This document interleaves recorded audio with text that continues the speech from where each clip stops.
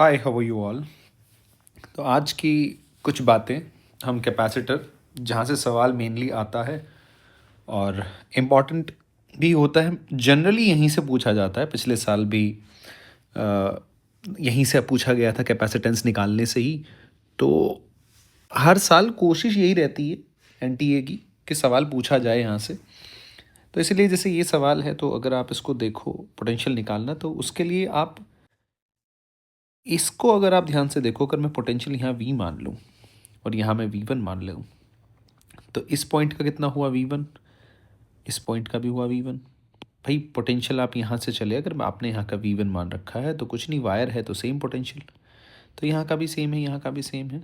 Similarly अगर आपने यहाँ का पोटेंशियल वी माना तो यहाँ का भी वी है, यहाँ का भी वी है, यहाँ का भी वी है, यहाँ का भी वी है।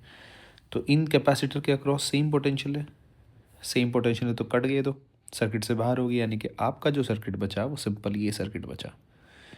यानी कि ये आपसे पूछा गया है, यानी कि इन दोनों की कोई भी इम्पोर्टेंस नहीं थी, कोई अहमियत नहीं थी। तो इसका मतलब अगर मैं कहूँ तो ये सी था, ये सी था, आपको सी इक्विवेलेंट निकालना है, यानी कि सी ए बी निकालना है। दोनों पैरेलल में है, पैरेलल में है, तो क्या होता है इधर तुम्हारा C one plus C two, C equivalent, यानी कि आपका आंसर आएगा टू सी। रेजिस्टेंस के उल्टा होता है ना, so C will be the correct option. अगला सवाल देखो, ये थोड़ा सा अच्छा सवाल है। ये कह रहा है कि दो कैपेसिटर हैं सी वन सी टू, चार्ज किए आपने, चार्ज करने के बाद आपने उनको कनेक्ट किया और कनेक्ट करने के बाद पोटेंशियल ज़ीरो आ रहा है। यानी कि कॉमन पोटेंशियल का आप फॉर्मूला जानते हैं, V C is equals to C one V one plus C two V two upon C one plus C two. अगर ये पोटेंशियल ज़ीरो आ रहा है तो देखो यहाँ से क्या क्या बातें आपको पता है। अब आपको पता है कि C one V one minus, भाई minus C two V two is equal to zero, ये कंडीशन तो आनी चाहिए। यहाँ साइन माइनस का आना चाहिए, नहीं आना चाहिए। अगर यहाँ प्लस का आएगा तो कभी ज़ीरो हो ही नहीं सकता। यानी कि आपने जो कैपेसिटर चार्ज किए हैं वो सेम पोलैरिटी के साथ ऐड नहीं किए, जैसे पॉजिटिव है और ये वाला प्लस है, तो आपने ऐसे इनको ऐड नहीं किया। आपने कैसे ऐड किया, विद अपोजिट ओपोजिट पोलैरिटी आपने इनको ऐड किया है, जैसे प्लस है, माइनस है, तभी आ सकता है, अदरवाइज नहीं आ सकता। वो आप यहाँ से फॉर्मूले से भी आपको सेंस बन रही है। यानी कि C one V one will be equals to C two V two होना चाहिए और अपोजिट पोलैरिटी के साथ भी जुड़ना चाहिए। मान लिया अगर एक ऑप्शन ये भी होता कि किस पोलैरिटी के साथ, सेम पोलैरिटी के साथ ऐड करो या अपोजिट, तो अपोजिट पोलैरिटी वो ऑप्शन चूज़ करना था। इसलिए मैं सारी बातें एक्सप्लेन कर रहा हूँ। तो अगर आप देखो यहाँ पे, तो सी वन कितना है, सी वन कितने से चार्ज किया आपने 120 से, और सी टू कितने से चार्ज किया आपने 200 से। कट गया, 4 3 4 5, चार से काट दिया, यानी कि 3C1 will be equals to 5C2। 3C1 5C2, option B will be the correct answer. इस सवाल की तरफ चलते हैं। सवाल इसलिए मैंने लिया है क्योंकि यहाँ से मैं आपको पूरा कॉन्सेप्ट समझा पाऊँ। पहले समझा लेता हूँ मैं। अगर मान लो ये है तुम्हारा कैपेसिटर, तो स्पेशल केस क्या है, अगर आपने कैपेसिटेंस जो डाला, ये सॉरी डाइलेक्ट्रिक जो डाला, वो D/2 में आपने फिल कर दिया, तो D/2 आपने खाली रखा। तो अगर आप इक्वल स्पेस डिवाइड करते हैं, लेंथ, ये जो इक्वल स्पेस ऐसे आप डिवाइड करते हैं, जैसे D/2, सपोज करो आप D/3 भर देते, ठीक है। आप इसको, ये जो कैपेसिटर के बीच का स्पेस है, जो D डिस्टेंस है, आप D/3 के 3 सेक्शन बना के यहाँ K1 K2 K3 ऐसे भर देते आप इक्वल। तो जब ऐसे इक्वल डिवाइड करते हो, डिस्टेंस को आप इक्वली डिवाइड, तो कैपेसिटेंस में तो के इक्वलेंट निकालना होता है ना भाई। सी इक्वलेंट कितना होता है, के टाइम्स सी। तो अल्टीमेटली मुझे के इक्वलेंट निकालना है। तो मैं के इक्वलेंट अगर निकालूं तो यहाँ पे मैं क्या, कौन सा मीन लगा सकता हूँ। जब आप लगाते हो यहाँ लगता है हार्मोनिक मीन, अभी लगाना भी बताऊंगा। और एक होता है अरिथमेटिक मीन। अरिथमेटिक मीन यानी कि जब आपका ये जो है, आपने ये A/2 एरिया में डिवाइड हो, यानी कि ऐसे आपने भर रखा है, तब आप लगाते हो हार्मोनिक मीन। पर आपको डिवीजन करना भी आना चाहिए। अगर आपको प्रॉपर देखना है तो प्रॉपर आप कैपेसिटर की प्लेलिस्ट में जाके वो लेक्चर खोल के आप देख सकते हैं। वहाँ मैंने जो डाइलेक्ट्रिक्स वाला सेक्शन है उसमें कम्प्लीटली बता रखा है, क्योंकि यहाँ तो लिमिटेड है तो अपन लिमिटेड ही में बात कर पाऊँगा। तो अगर आप ध्यान से देखो, ये कह रहा है आपसे कि ये है और आपने 3d/4 जो है इसमें ये इतना भर दिया कि डाइलेक्ट्रिक कांस्टेंट की स्लैब आपने फिट कर दी, और यहाँ क्या है, बाकी आपने खाली छोड़ दिया। तो खाली आपने एयर है, तो अल्टीमेटली अगर मैं के इक्विवेलेंट निकाल लूँ और सी की तो मल्टीप्लाई करनी है, तो अल्टीमेटली के इक्विवेलेंट निकालना है। तो अगर आप ध्यान से देखो, अब मैं दिमाग लगाता हूँ थोड़ा, कि 3d/4 में भरा इसने, और ये d/4, तो ये तो इक्वली डिवाइड नहीं है, लेकिन मैं कर सकता हूँ ना इक्वली डिवाइड, जैसे मैं काइनेमेटिक्स में करता था। मैं अगर ऐसे कर लूँ, ये d/3 sorry d/4 d/4 d/4 d/4 चार सेक्शन में डिवाइड कर सकता हूँ। ये के कोई दिक्कत थोड़ी ना है। ये दे रखा था मुझे, मैं इसको ऐसे मान लेता हूँ, इसको भी 3 हिस्सों में डिवाइड कर लेता हूँ, d/4 और के तो के ही रहेगा। दिक्कत क्या है उसमें, कोई दिक्कत है नहीं। तो अब आप ये चारों, अब आप क्या लगा सकते हो, हार्मोनिक मीन। तो हार्मोनिक मीन क्या हो गया, के equivalent 4/1/k plus 1/k plus 1/k plus 1/1, यानी कि आपका फाइनल आंसर आया 4/3/k प्लस 1, यानी कि 4k/k प्लस 3। सिंपल सीधा आंसर, यानी कि 4k/k plus 3। So option A will be the correct answer. सी नोट की तो मल्टीप्लाई होगी, यानी कि मेनली तो के इक्वलेंट निकालना था, जो आपने निकाल लिया। आई होप कि आपकी मेरी बात समझ में आई। अब अगर मैं इस सवाल की बात करूँ, सेम सवाल है, सेम सेगमेंट का सवाल है। अगर आप यहाँ देखें, ये k1 और k2, आपने अगर सवाल पढ़ेंगे तो ये d/2 और ये d/2 ऐसे डिवाइडेड है। ठीक है जी। तो पहले तो इसका इक्विवेलेंट निकाल लो, ठीक है। फिर ये इक्विवेलेंट जो आएगा, और ये कैसे डिवाइड है, a/2 ऐसे डिवाइड है। भाई ऐसे ही तो है ना सिस्टम।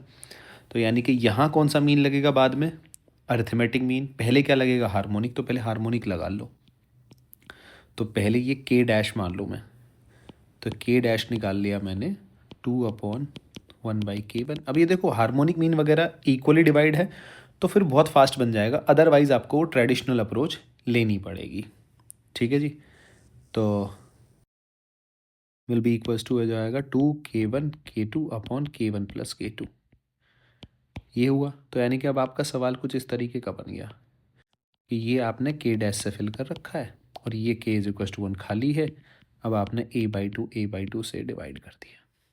ठीक है, ये a/2 से आपने कैसे डिवाइड किया, एरिया से डिवाइड किया है, और इक्वल है।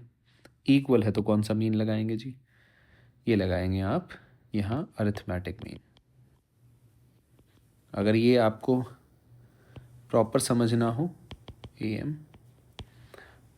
तो आप फिर वहाँ जाके देख सकते हैं। मैं फिर कह रहा हूँ, तो ये आप लगाओगे तो ये k1 + k2/2 करते हैं, तो तुम्हारा एक k डैश हो गया, यानी कि k डैश + 1/2। ये आपका फाइनल आ गया बच्चे, के इक्वलेंट।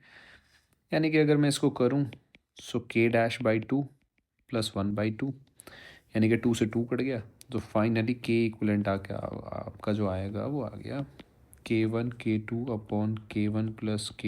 + 1/2 into C not. और सी नॉट क्या है, ε0 a/d। सी नॉट बोले तो आपने कुछ फिल नहीं कर रखा है, उसकी बात कर रहा है, तो ये आपका C will be your correct answer. ठीक है जी। अब इसमें आपको टाइम पीरियड, तो ये तो एसएचएम में भी अभी मैं, जो हमने वन शॉट भी डाला है उसमें भी हमने कवर किया है कि ये क्यों ही ऐसे एक्सपीरियंस किएगा जी, एमजी ऐसे, तो एमजी इफ़ेक्टिव निकालना होता है मुझे। वो क्या हो जाएगा, रिजल्टेंट लेना पड़ेगा, सीधी सी बात है। तो इसका नेट फोर्स निकालना है ना मुझे, तो नेट फोर्स कैसे निकालोगे, अंडर, सॉरी ये चलो ऐसे ही कर लो, mg² √ सीधा प्लस QE²। ठीक है जी। m कॉमन ले लो, सो जी इफेक्टिव क्या बनेगा तुम्हारा, ये आ जाएगा √g² + QE/m²। यानी कि टाइम पीरियड क्या होगा, t = 2π√L/g इफेक्टिव आता है इधर। तो ये आपका first will be your correct answer. अब ये सवाल थोड़ा सा अच्छा सवाल है, थोड़ा सा बच्चे पता नहीं क्यों उसमें कंफ्यूज रहते हैं। अगर आप देखो ध्यान से, पहले इनिशियली इस पे और इस पे चार्ज निकाल लो, फाइनल चार्ज निकाल लो। इसको क्लोज करने के बाद आपको पता चल जाएगा कौन कितना फ्लो कर रहा है। तो पहले इनिशियल कंडीशन देखो। इनिशियल में मैं क्या करता हूँ, ये ऐसे बना लेता हूँ, ठीक है जी। ये 2 माइक्रोफैरड है, ये 3 माइक्रोफैरड है। आप मुझे ये बताओ, इसके अक्रॉस अगर मैं यहाँ 0 मान लूँ तो यहाँ 10 वोल्ट मानूंगा, पोटेंशियल डिवाइड करूँगा। तो ऊपर वाली जो ब्रांच है ये, इसके अक्रॉस 0 10 है, इसके अक्रॉस अलग 0 10 है, तो इसको भूल जाओ। इससे मेरा क्या मतलब, मुझे तो ऊपर वाली से मतलब है।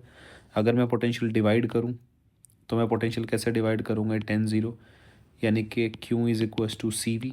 अगर दिमाग में ना आ रहा हो तो सीरीज़ में क्या होता है, चार्ज सेम रहता है, यानी कि सी इन्वर्सली को, यानी कि इन्वर्स रेशो में डिवाइड करूँगा। इन्वर्स रेशो में जब डिवाइड करते हो तो 2 के अक्रॉस कितना है, 3/5 + 10, यानी कि यहाँ है 6 वोल्ट, तो यहाँ कितना आएगा, 4 वोल्ट, यानी कि 6 दूनी 12, 4 तिया 12, यानी कि 12 माइक्रो कूलम प्लस माइनस।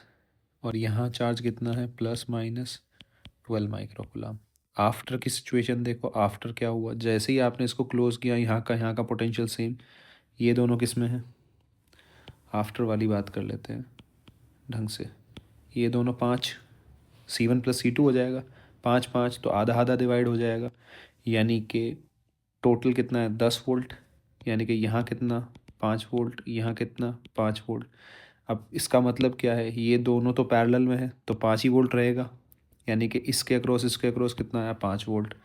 तो आफ्टर 5 वोल्ट के हिसाब से ±10 माइक्रो, और इसके हिसाब से कितना आ गया, 5 गुना 3 15 माइक्रो कूलम। अब मेन बात यहाँ से शुरू होती है। आप जानना चाहते हो करंट कहाँ आया, सॉरी चार्ज कहाँ फ्लो हुआ और क्या हुआ। तो ये सवाल करंट में भी आता है, जो पिछले साल 2025 में रिपीट हुआ था। तो क्या पता इस बार कैपेसिटर से ऐसा पूछ ले कुछ, और बच्चे इसमें बहुत कन्फ्यूजन में आते हैं।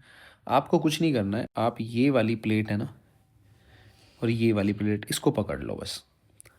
आप ये देखो, यहाँ -12, पहले कितना था, -12 कूलम था, नहीं था भाई। यहाँ इस प्लेट पे -12 माइक्रो कूलम था।